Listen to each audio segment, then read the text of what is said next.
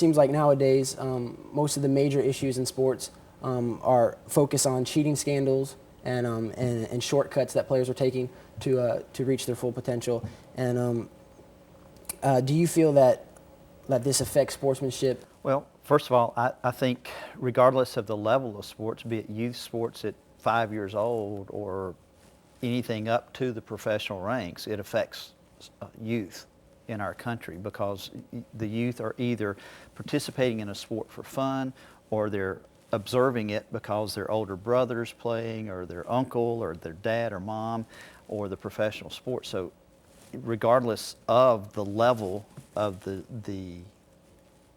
news that we're getting, it affects youth in my opinion, a negative manner. And Coach, why do you think that sports media focuses so much on concentrating solely on these on basically just the shortcuts and the cheating scandals? Well, not being in the media profession, it's my opinion that it's a choice.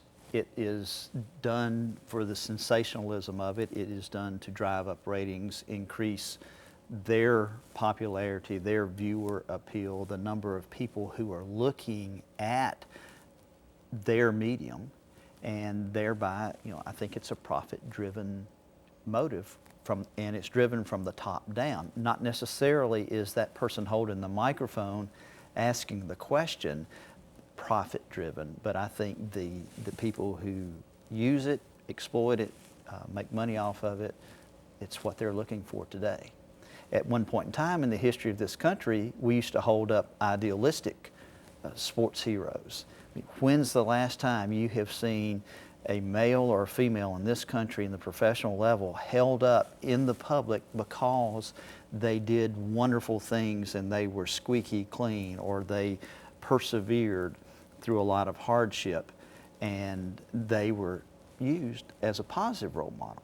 We don't see that near as much as we used to many years ago.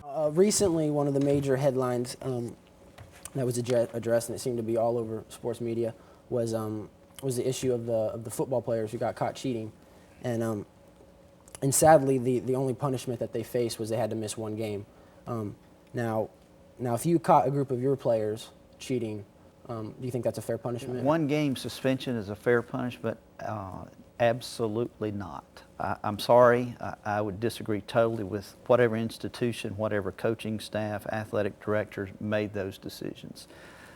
In school, regardless of the school, you've got people that you are competing with, if you will, in the classroom. And you have other teams that are out there that you are competing with on the field or on the court that expect greater behavior and higher standards than that. In my case, they'd be off the team. And if they were caught cheating, they would be off the team. That I don't think there was, proven, there were witnesses, they cheated, they're gone. Now, the hard part becomes what happens to the rest of your team. If enough of them cheated that you couldn't have a team, then I'm sorry, we wouldn't Absolutely have a team. I think a one-game suspension is a weak coach, a weak athletic department, a weak school. You're supposed to be a student athlete to start with. The student part comes first for a reason. It's what you're in college for, and you're disrespecting all your classmates that aren't on the team. You're disrespecting your institution by cheating, and you're making a mockery, really, of the whole educational system. So, one game. So why do you think, or how do you feel about coaches who don't, or even athletic departments who don't enforce that? First of all, the culture of a team is dictated by the coaching staff. The coaching staff is controlled by the athletic department, which is controlled by whatever the organization is. So it's a top-down problem if you have a weakness like that on a team. If you had the choice between a very good player who has had a past of maybe cheating, or between an average player but who's a good student, who would you choose? I'm going to choose the average player who is a good student over the cheater. First of all, if I allow someone to cheat, it has tarnished the entire program.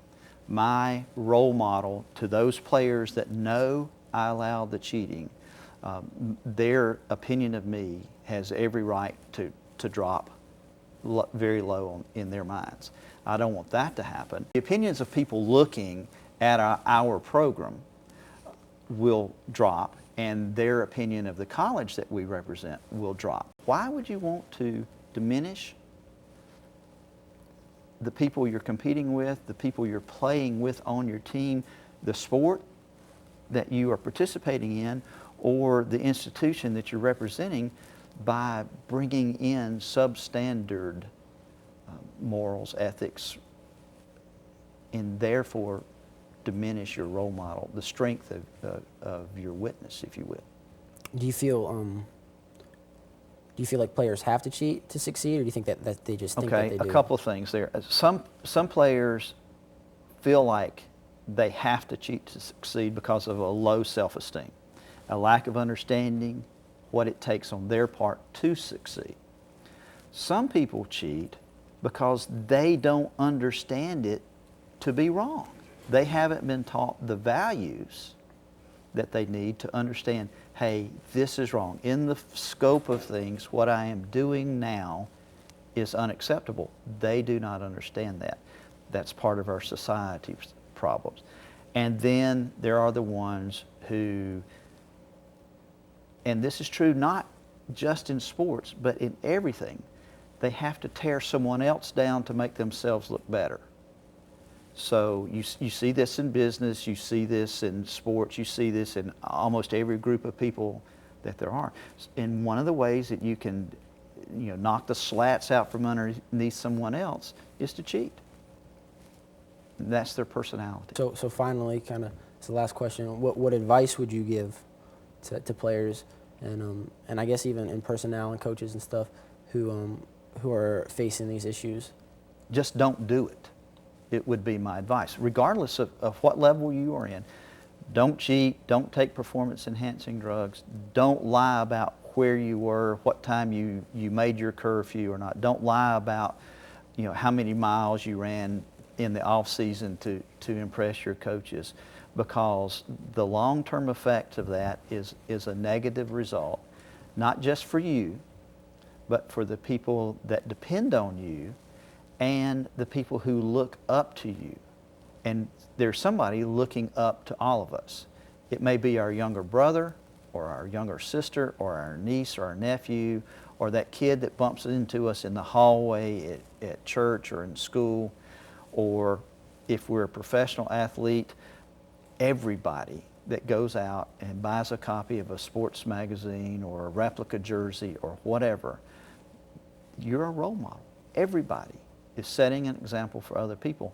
Why diminish your influence with the rest of man because you want to improve your stats a little bit or your profit at the end of the day? I don't understand. Just don't do it. Coach, thanks for coming. My pleasure. Thank you. And guys, thanks for tuning in.